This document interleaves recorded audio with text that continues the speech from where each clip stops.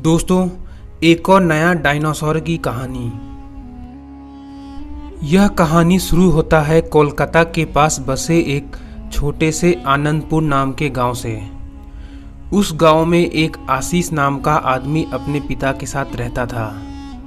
आशीष को बचपन से ही साइंस की किताबों को पढ़ने का बहुत शौक था और वह तरह तरह की चीज़ों को बनाने के लिए बहुत सारी किताबें पढ़ता था। एक दिन वह किताब पढ़ रहा था, तभी उसके पिता आते हैं और कहते हैं, बेटा समय पर खाना खा लिया करो, नहीं तो तुम्हारा तबीयत खराब हो जाएगा। दिन भर बस इसी में लगे रहते हो। चलो अब जाके खा लो। आशीष बोला, पिताजी मैं एक बहुत ही अच्छे प्रोजेक्ट पे काम कर रहा हूँ। मैं एक टाइम मशीन बनाने का सोच रहा हूँ और काफ़ी हद तक तैयार कर भी लिया हूँ। एक दिन रात को वह अपने टाइम मशीन पे काम कर रहा था। काफ़ी हद तक उसका टाइम मशीन बन चुका था, थोड़ा और बदलाव करना था बस। थोड़ा बदलाव करने के बाद वह उस मशीन की टेस्टिंग करने लगता है। लगता है ठीक चलेगा। तभी अचानक कुछ होता है और उस मशीन से बहुत सारी रोशनी निकलने लगती है। तभी उसके अंदर से एक उड़ने वाला डायनासोर बाहर निकल जाता है और वह मशीन तभी बंद हो जाता है। वह डायनासोर उड़ते उड़ते अपने दुनिया में चला आता है और इधर उधर देखने लगता है। उसको भूख लगी थी, तभी उसको एक बकरी दिखती है और वह बकरी को वहां से उठाकर लेकर चला जाता है। इस तरह उसका मशीन काम कर रहा था। अगले दिन आशीष गांव वालों से बोला, दोस्तों मैंने एक टाइम मशीन तैयार किया है, वह एकदम ठीक चल रहा है। कल रात को एक उसमें से डायनासोर निकला था। तभी दूसरा बोला, क्या मजाक कर रहे हो, डायनासोर निकला था? हमें नहीं विश्वास, दिखाओ। वह उस मशीन को बाहर लाता है और अपने दोस्तों को भी दिखाने लगता है और कहने लगता है, हाँ देखो अभी क्या होगा। लेकिन कुछ गड़बड़ी होने के कारण उस मशीन से बहुत सारी रोशनी निकलती है और वह अपने आसपास की चीज़ों को अंदर खींच लेता है और थोड़ी देर में वह मशीन भी वहाँ से गायब हो जाता है। दूर हमारे दुनिया से एक और दुनिया थी और वहाँ पर बहुत सारे तरह तरह के डायनासोर रहा करते थे। वह मशीन वहीं पर खुलता है और सभी लोग नीचे गिरने लगते हैं। तभी एक उड़ने वाला डायनासोर उस मशीन को अपने चोंच से उठाकर वहां से लेकर चले जाता है।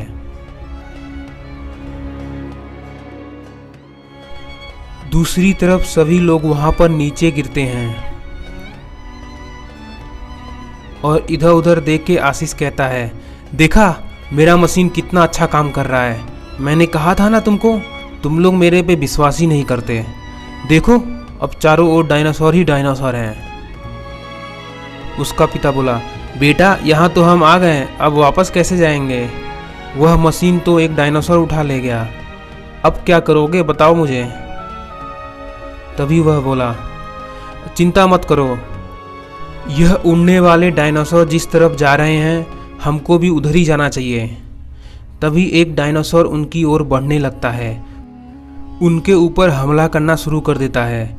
किसी तरह वह पत्थर के किनारे दौड़ते हुए अपनी जान बचा लेते हैं और दौड़ते दौड़ते पत्थरों के बीच छुपकर वह बच जाते हैं। फिर वह डायनासोर वहां से चला जाता है। थोड़ी देर बाद वह पत्थर के बीच से निकलते हैं और लंबे सिर वाले डायनासोर के बच्चों से दोस्ती करना शुरू कर देते हैं।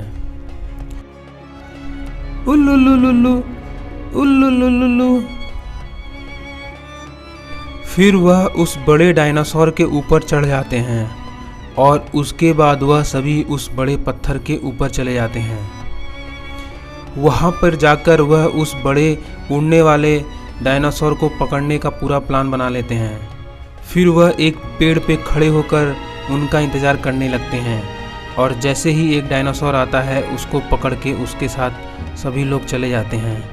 वह एक छोटे बच्चे को भी उठा लेते हैं।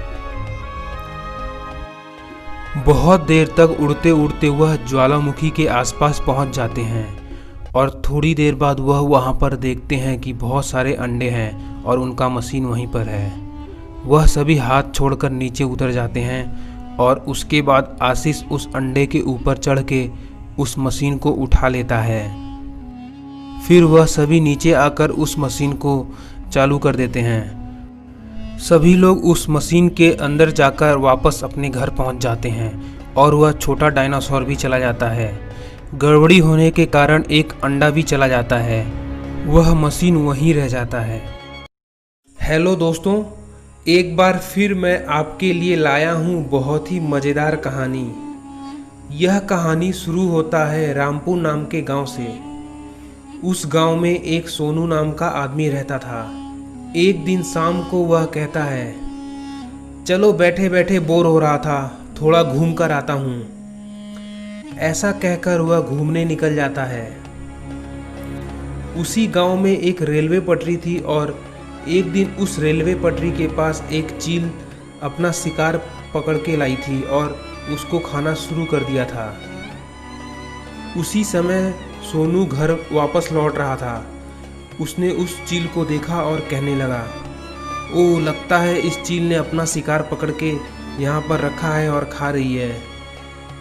लेकिन वह ज़्यादा देर तक उस सांप को मरते हुए नहीं देख पाया और दौड़ते हुए एक डंडा लाके उस चील को मारने लगा।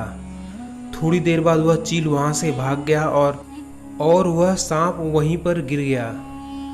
थोड़ी देर बाद वहाँ पर दो बहुत बड़े बड़े सांप आने लगे। दरअसल वह दोनों उस छोटे सांप के माता पिता थे। वह वहाँ पर आते हैं और सोनू से कहने लगते हैं, देखो, तुम बहुत भले इंसान लगते हो, तुमने हमारे बच्चे की जान बचाई है। इसके बदले हमारे राजा तुमको कुछ उपहार देंगे, चलो हमारे साथ। ऐसा कहकर वह सांप सोनू को अपने साथ जाने के लिए मनाने लगा।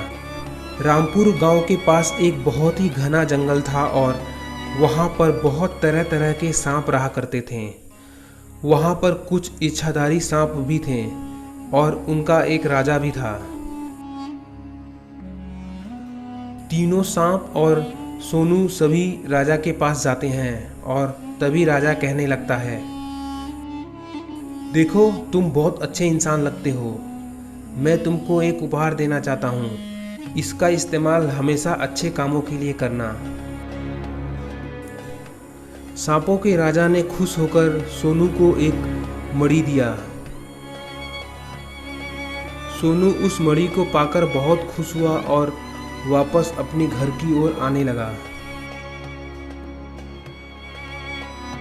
वह उस मणि का इस्तेमाल हमेशा अच्छे कामों के लिए ही किया करता था और उसको बचपन से ही सुपर हीरोज़ के कहानियाँ पढ़ना बहुत पसंद था। इसीलिए उसने अपना एक सूट बनवाया और उसमें वह मणि लगा दिया। इस तरह उसका सुपर हीरो बनने का सपना भी पूरा हो गया। एक दिन उसी गांव में कहीं से बहुत खतरनाक ड्रैगन आता है और उसको देखकर गांव में एकदम भगदड़ मच जाता है। उसको देखकर सभी जीव जंतु इधर उधर भागने लगते हैं और गांव में कुछ लोग वहां पर रोड पे बात कर रहे थे। ड्रैगन को देख के वह भी इधर उधर भागने लगते हैं और वह ड्रैगन धीरे धीरे बहुत सारे जीव जंतुओं पे हमला करने लगता है और उनको अपना शिकार बना लेता है। वह ड्रैगन थोड़ी देर तक गांव में चारों ओर आग लगाना शुरू कर देता है और बहुत सारे जानवरों को मार देता है। थोड़ी देर बाद यह बात सोनू को भी पता चलती है और वह अपना सूट पहन के अपने छत पे आ जाता है और उस ड्रैगन को मारने का प्लान बनाने लगता है। थोड़ी देर बाद वह उड़ते उड़ते उस ड्रैगन के पास जाता है और उस पर हमला करने लगता है, लेकिन उस ड्रैगन को ज़्यादा असर नहीं होता। तभी वह ड्रैगन आग उगलने लगता है और वह सोनू के ऊपर भी लगने लगता है। सोनू किसी तरह नीचे से ड्रैगन पे हमला करता है, लेकिन ड्रैगन सोनू को एक हाथ मार देता है और सोनू नीचे गिर के बेहोश हो जाता है। वह ड्रैगन अपने सभी शिकार को पकड़ लेता है और वहाँ से उनको लेकर चला जाता है। कुछ देर बाद सोनू को होश आता है और सोनू उठ जाता है और सोचने लगता है, मुझे नागों के राजा के पास जाना चाहिए, शायद उनके पास कोई उपाय हो इस ड्रैगन को हराने के लिए। उसके बाद सोनू सीधे उड़ते हुए नागों के राजा के पास जाता है और वहां पे जाके उनसे कहने लगता है, देखो हमारे गांव में एक ड्रैगन ने हमला कर दिया और चारों ओर बहुत ही तबाही मचा दिया। हमें तुम्हारी मदद की ज़रूरत है, हमारे साथ चलो। उसके बाद सोनू और वह नागराज दोनों उस ड्रैगन पे हमला करने के लिए जाने लगते हैं। तभी सोनू उड़ते हुए उस ड्रैगन के पास जाता है और उसका मुंह बंद कर देता है। मुंह बंद होने की वजह से वह ड्रैगन आग नहीं उगल पाता। और इधर नागराज सोच रहा था कि इस ड्रैगन को कैसे हराया जाए। थोड़ी देर तक सोचने के बाद वह नागराज उस ड्रैगन पे हमला करने लगता है।